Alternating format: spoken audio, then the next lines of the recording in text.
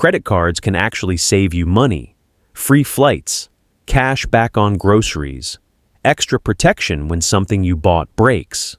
That's real. But here's the catch. It only works if you follow 3 rules, and most people break all 3 without even realizing it. By the end of this video, you'll know exactly what those rules are, how to set them up in the next 10 minutes, and how to squeeze the maximum reward out of every card in your wallet, without ever paying the bank a cent in interest. Let's get into it. Part 1. What actually happens when you break the rules. Let's start with the version of credit cards most people experience, the expensive version.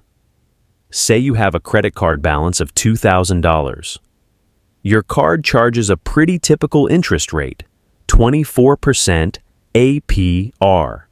If you only pay the minimum payment each month, here's what happens. The bank isn't charging you 24% once a year. They're charging it every single day, compounded on whatever balance you're carrying. So, that $2,000 doesn't just sit there waiting for you to pay it off. It grows. If you pay only the minimum, usually around 2 to 3% of the balance, it can take you over 8 years to pay off that $2,000. And in that time, you won't just repay the $2,000. You'll pay close to $1,800 in interest on top of it. That means a $2,000 purchase quietly turns into a $3,800 purchase, almost double. And this is the part that stings the most. None of that extra money buys you anything. It doesn't become a nicer version of whatever you bought. It just disappears into the bank's profit margin because your balance sat there overnight. Here's the math in a simpler form. Every single day you carry a balance. The interest is calculated on that day's balance and added to what you owe tomorrow. So tomorrow you're paying interest on yesterday's interest. That's what compounding means, and it's why credit card debt has a reputation for spiraling out of control so fast. Now, compare that to someone who pays their full statement balance every single month. Same card, same purchases, same rewards, but instead of paying 24% interest, they pay 0. The exact same piece of plastic that trapped one person in years of debt becomes a free tool for the other person, one that pays them back in cash or travel. Same card, 2 completely different outcomes. The difference isn't the card, it's the system behind how it's used. And that system comes down to 3 rules. Rule number 1, use it only for rewards, not for money you don't have. This is the mindset shift that changes everything. A credit card should never be treated like extra income. It's not a loan you take out every time you're short on cash before payday. Think of it purely as a rewards machine that sits on top of money you already have. Here's the simple test. Before you swipe the card, ask yourself, do I already have this amount sitting in my bank account right now? If the answer is yes, go ahead and use the card, because you're just collecting a reward on a purchase you were going to make anyway. If the answer is no, put the card away and don't make the purchase yet. This one habit alone prevents almost all credit card damage. The danger was never the card itself. It's spending money that isn't there and hoping to catch up later. Rule number 2, never carry a balance. This is the rule that determines whether the card saves you money or costs you money. Carrying a balance means you didn't pay off everything you charged by the due date, so the leftover amount starts collecting interest. Here's the setup. Every card has something called a statement balance. That's the total of everything you charge during that billing cycle. If you pay off that entire statement balance by the due date, you are charged 0 interest, not low interest. 0. This is called the grace period, and it exists on almost every standard credit card. The moment you pay even $1 less than your statement balance, the grace period disappears. Not just on that dollar, but often on your entire new balance going forward, including new purchases. That's the trap. People think, I'll just pay most of it and catch up next month, not realizing interest is now running on everything. So, the rule is simple. Full statement balance, every single month, no exceptions. Not the minimum payment. Not whatever I can afford, the full amount. Rule number 3, set up auto payments.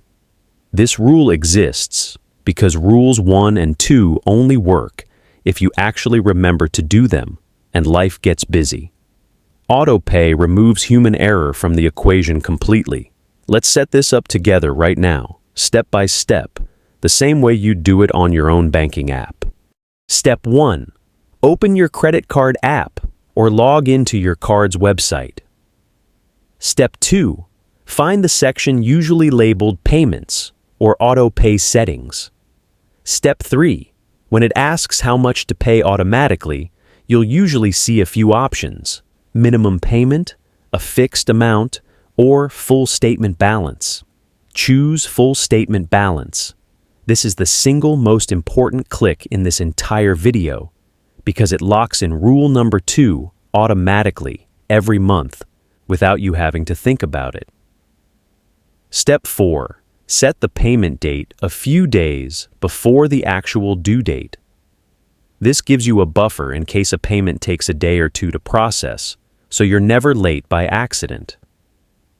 Step 5. Turn on text or email alerts for when a payment is about to be pulled and when your statement is ready. This way you always know your balance before it's charged, and nothing surprises you. Once this is set up, the system runs itself. You spend only what you already have, saved as cash. The full balance clears automatically every month, and you collect rewards the entire time without ever touching interest. Part 3. Safety checklist and reward maximization. Before we wrap up, let's cover how to stay safe and how to get the most value out of this system. Here's your safety checklist. Number 1. Keep your credit utilization low. That means try not to use more than 30% of your card's total limit at any given time, even if you're planning to pay it off in full. High utilization can affect your credit score even when you pay on time. Number 2. Check your statement every month before the auto payment goes through. Not because autopay will fail, but because this is how you catch fraudulent charges early. Number 3. Never open a card you didn't research. Every card has different rewards, different fees, and different rules. Read the annual fee, if there is one, before you apply. Number 4. If a card has an annual fee, make sure the rewards you're actually using outweigh that fee. A fee of $95 a year is only worth it if you're getting more than $95 back in value. Now, for the fun part, reward maximization. Most cards offer higher reward rates in specific categories, like groceries, gas, or dining, and a lower flat rate on everything else.